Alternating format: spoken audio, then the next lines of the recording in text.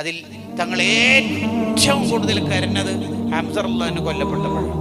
കാരണം ചാട്ടൂളി എറിഞ്ഞിട്ട് ഹംസ റളിയല്ലാഹുവിനെ ശത്രുക്കൾ വീണതിന് ശേഷം ശത്രുക്കൾ ഓടിപ്പോയിട്ട് ഹംസ റളിയല്ലാഹുവിന്റെ കൈ കാലുകൾ ചവിട്ടി പിടക്കാൻ പോലും അനുവദിക്കാതെ വലിയ കത്തി എടുത്തിട്ട് കഴുത്തറക്കുമ്പോൾ തന്നെ മഹാനവറുകളുടെ കഴുത്ത് മുതൽ പൊക്കിൾ വരെ അവർ വലിച്ച് കീറിയത്ര ഈ വീർച്ച വാളെടുത്തിട്ട് തീർന്നിട്ടില്ല അവരുടെ ആരീക്ഷ്യം.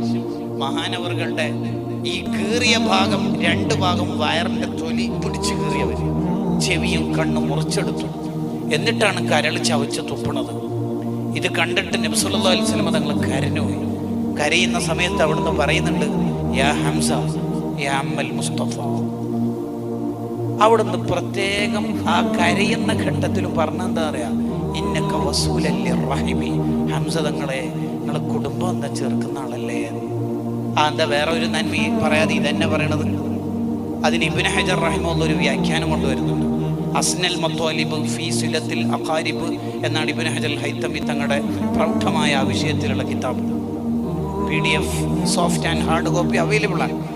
ആ കിതാബിൽ കാണാം അത്രയും വലിയ നന്മയായതുകൊണ്ടാണ് ഹംസ തങ്ങൾക്ക് അങ്ങനെ ഒരു വിലാസം നബി സല്ലല്ലാഹു അലൈഹി വസല്ലം തങ്ങൾ ചേർത്തി കൊടുക്കുന്നത്.